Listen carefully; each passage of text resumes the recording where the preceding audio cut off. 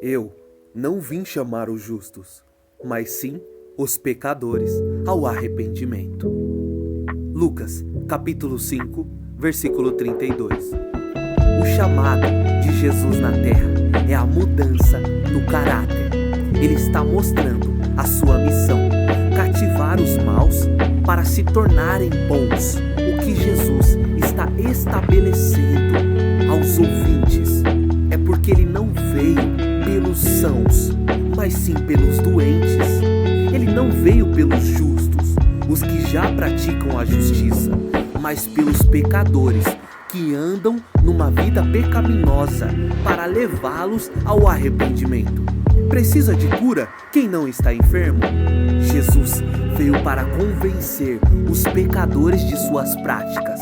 Também então, esta é a nossa meta: influenciar as pessoas a mudarem, fazerem parar de exercer as atividades profanas, parar com o mal e executar o bem.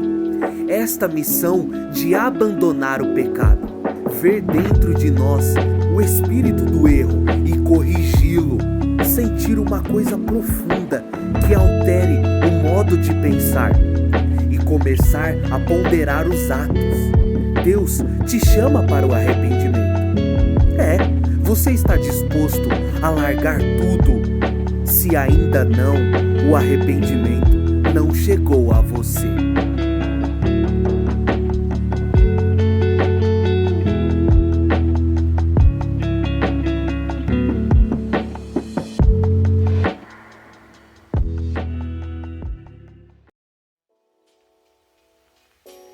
E dizendo: arrependei-vos, porque está próximo o reino dos céus.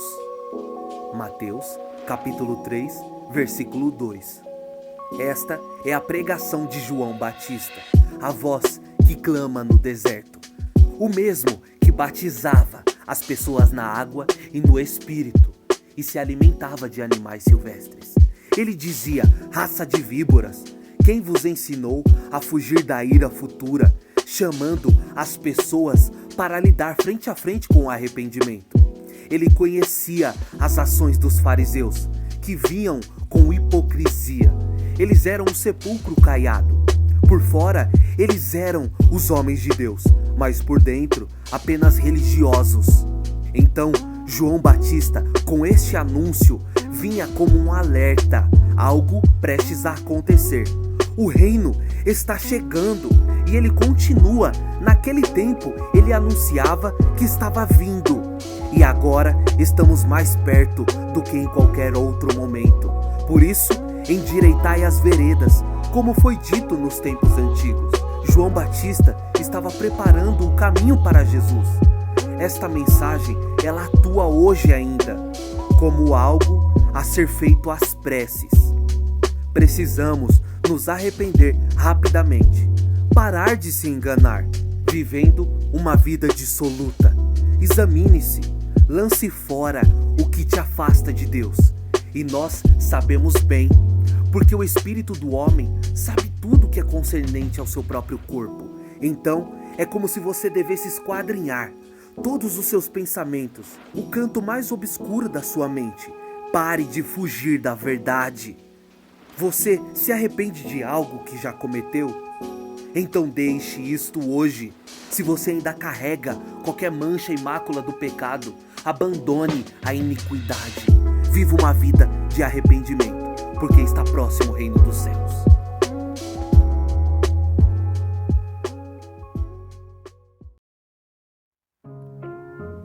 E saindo eles, pregavam que se arrependessem. Marcos, capítulo 6, versículo 12. Os 12 discípulos estão encarregados da tarefa que Jesus deu a eles. Saíram nas redondezas, expulsando a demônios e ungindo os enfermos e curando. Eles estavam encarregados da pregação árdua e pregavam com ousadia no falar, com convicção. O arrependimento que eles tanto proclamavam ia contra a soberba e ela insulta o ego. Por isso é tão difícil se arrepender. Então, para se arrepender, é preciso coragem. Quem se arrepende cansou da má conduta, cansou de viver erroneamente. Pregar sobre o arrependimento é necessário um testemunho. É como dito, a árvore é conhecida pelos seus frutos. Só que infelizmente, alguns não se arrependem, ouvindo e perdendo. Mesmo assim, não creem. Nem todos dão crédito à mensagem mais profunda do Espírito. E isto é motivo de pranto. Só que haverá um tempo que a pregação se extinguirá. As pessoas irão procurar de um lado e para o outro, mas não encontrarão. Porque Deus dirá no grande dia que deu tempo às pessoas. Está escrito em Apocalipse: dei tempo, porém não se arrependeram. Jesus prepara os seus seguidores agora com os cuidados e ensinamentos que eles seriam pescadores de homens. Então, eles deviam lançar a rede do arrependimento para o barco da salvação e trazer vidas ao trono sublime do Altíssimo Senhor Jesus. Como a sua vida.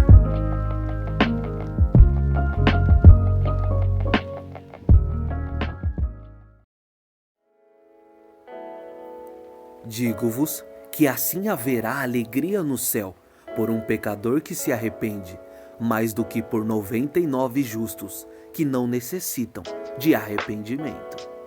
Lucas, capítulo 15, versículo 7. Imensa felicidade diante dos anjos de Deus quando isso acontece. Um homem se arrepender resulta no coração de Deus o ânimo. Está sendo dito pelo próprio Messias que haverá alegria no futuro. Quando alguém se arrepende, acontecerá tamanha felicidade. O céu salta em cânticos quando o pecador toma essa atitude. Imagine como fica nas alturas. Hosana, Maranata. Então é de suma importância a conversão. É extremamente precisa e tem mais valor do que 99 pessoas que não precisam de mudança. Lembre-se da parábola da ovelha perdida, que o pastor deixa as ovelhas no aprisco, as 99, para ir atrás daquela que se desgarrou, indo pelos bosques, pelas montanhas, e quando encontra, tem alegria e retorna com ela sobre seus ombros. Quem não está perdido não precisa se encontrar, então ela continua ali, perto daquele que cuida. Por isso, o empenho do Evangelho é no arrependimento. É por aquela alma que está perdida. A salvação vem para o pecador que se arrepende. Salvação é remover de uma situação de perdição. Então, humilhe ao Senhor, chore, clame e volte para Deus. Se reconcilie com Ele. Alegre a casa de Deus, para um dia o olhar face a face, aquele que traz a nós a redenção.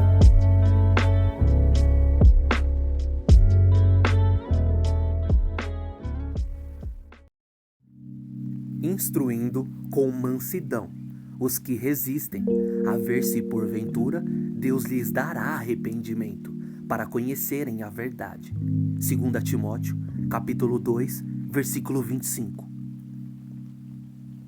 A instrução se transmite na cautela, ter paciência, modos com os que demoram mais tempo para se arrepender.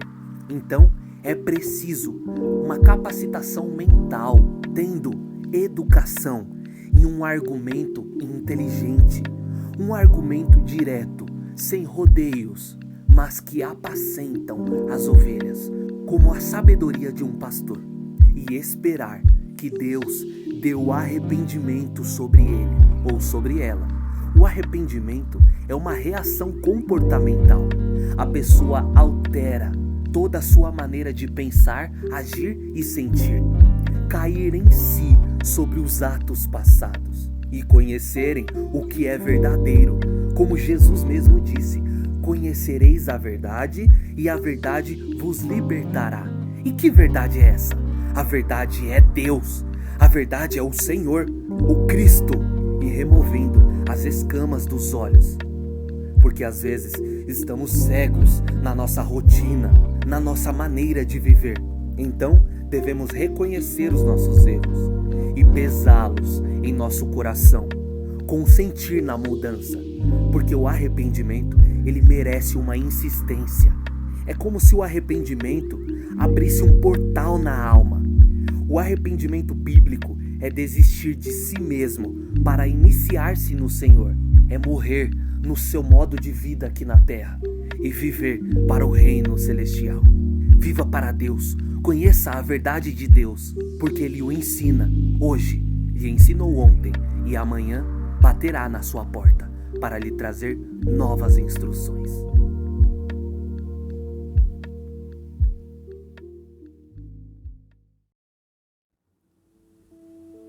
Porque bem sabeis que, querendo ele, ainda depois, herdar a bênção, foi rejeitado, porque não achou lugar de arrependimento, ainda que com lágrimas o buscou.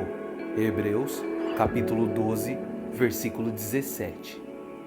Um alerta pelo exemplo de Esaú, profano e fornicador, o irmão de Jacó.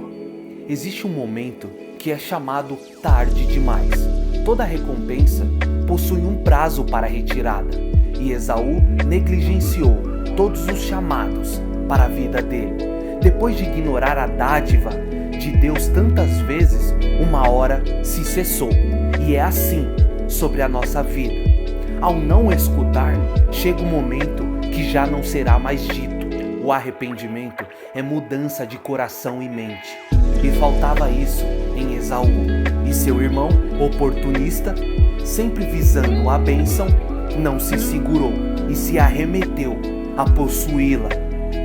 O motivo é o amar a Deus e a necessidade de se aproximar dele. Porém, Esaú retornou a seu pai em lágrimas e não adiantou. O seu pai já havia abençoado o seu irmão em seu lugar. Então, ainda que apareceu em uma situação de lástima, a misericórdia não o visitou. Serve para nós como parábola, aviso para ponderamento futuro. Reflita, arrependa-se, exija mais de si mesmo, cobre-se e chegue aonde Deus quer que você fique.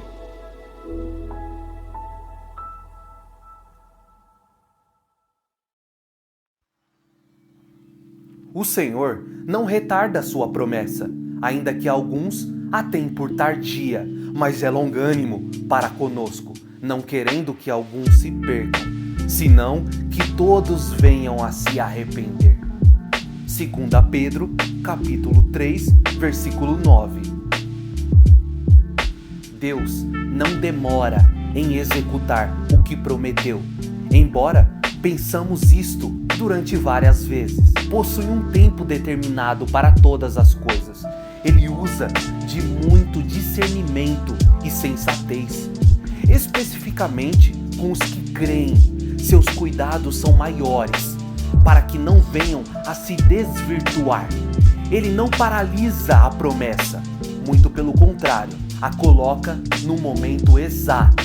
Ele é longânimo para conosco, nós que estamos firmes na fé. Deus tem um objetivo a ser alcançado na sua espera. A facilidade não é algo em nosso meio. As coisas costumam vir com suor. O desejo do Senhor é mantê-lo em seus caminhos e produzir em você os frutos de arrependimento. O conscientizar de voltar para Ele, voltar para Deus. O Senhor não age de maneira irracional. O querer e a necessidade possuem diferenças. Nem sempre o que eu quero é o que eu necessito, e o que eu necessito nem sempre é o que eu quero. Deus também disse em sua palavra: sente as vossas misérias, lamentai e chorai. Então nem sempre é um caminho de atalhos, mas pelo mais longínquo possível. Deus açoita aquele que tem por filho, como está escrito em Hebreus. Deus infunde em você respeito e moral através do arrependimento.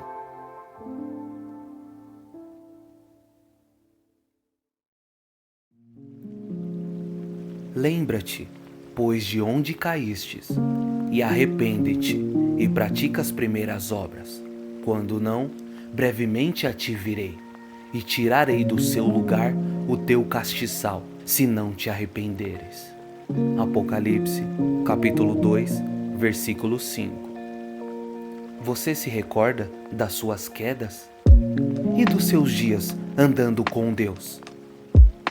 Existe uma linha tênue entre esses dois caminhos, das vezes que você caiu em pecado, das vezes que você se viu inquieto e sem esperança. E do outro lado, os dias andando com Deus, os dias gloriosos, de alegrias, caminhando com um andar firme, forte e constante.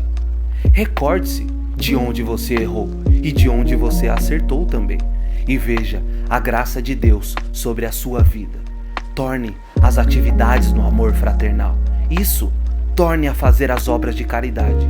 Ir também a um culto, obras sociais ou um retiro espiritual que é de grande valia. Não seja como o cão que volta ao vômito. Do contrário, Jesus se encontra de maneira inesperada contigo. O surgimento do ladrão, como na ministração, e não demora, e tomará tudo o que você tem apreço neste mundo. Removerá de ti sua posição, status e conceito entre os vivos. Mas só virá tais coisas na ausência do arrependimento. Caiu? Levanta! No reino de Deus, você terá todo o suporte. O arrependimento é individual e um ato pessoal e particular. Arrepender-se é uma conversa franca consigo mesmo. O que esta palavra causa em seu interior? Escute em seus pensamentos a voz que lhe atrai a arrepender-se.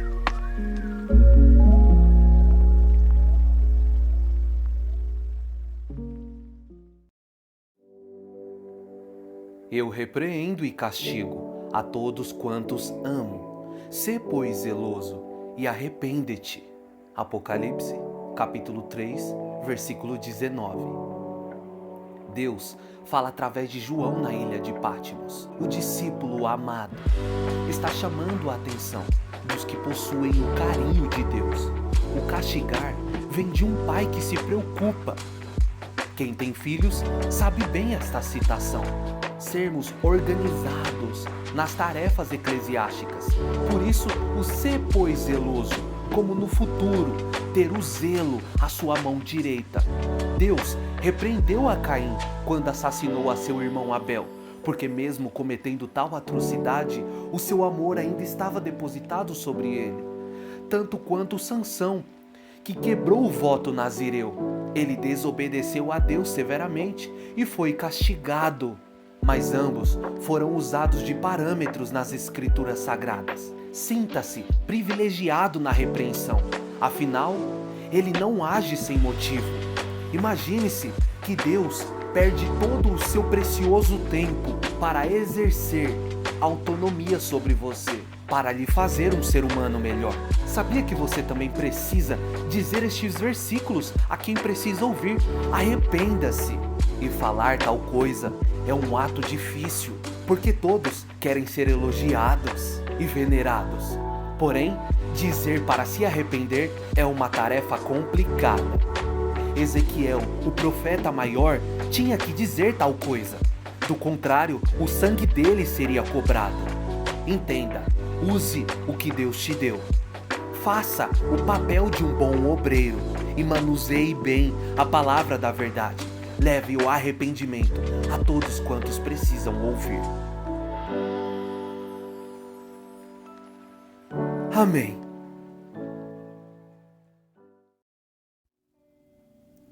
Porque a tristeza, segundo Deus, opera arrependimento para a salvação, da qual ninguém se arrepende, mas a tristeza do mundo opera a morte. 2 Coríntios, capítulo 7, versículo 10. Você é proibido de fazer certas coisas que te agradam, porque agradam à carne e desagradam ao espírito, servem a Baal e contritam com Cristo. A tristeza, que é a privação, ela traz consigo não se misturar com certas coisas, que é as injúrias, pelo amor à palavra de Deus. Então a tristeza, segundo Deus, tem como consequência o arrependimento. No entanto, Deus opera poderosamente sobre esse atributo. Um novo tipo de alegria surge que vai o salvar, mas são poucos os que entendem essa tristeza como o plano de Deus. E quem tem um plano sabe como proceder com as estratégias. Porém, o mundo em que vivemos aprova a devassidão e a depravação de costumes levam à perdição. O mundo é nocivo e sempre tentará o arrastar para esses banquetes idólatras que nos contaminam e depravam os costumes que você foi ensinado dentro do seu lar. Como está escrito, honra a teu pai e a tua mãe. Honrá-los tem uma grande responsabilidade. No caminho dos perdidos se encontra a morte. É esta morte que o mundo oferece, até o abismo.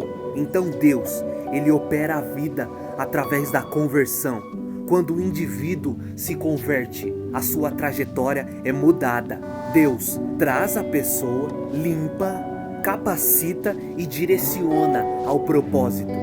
É como Paulo disse nos versículos anteriores: porquanto, ainda que vos contristeis com a minha carta, não me arrependo, embora já me tivesse arrependido, por ver que aquela carta vos contristou, ainda que por pouco tempo.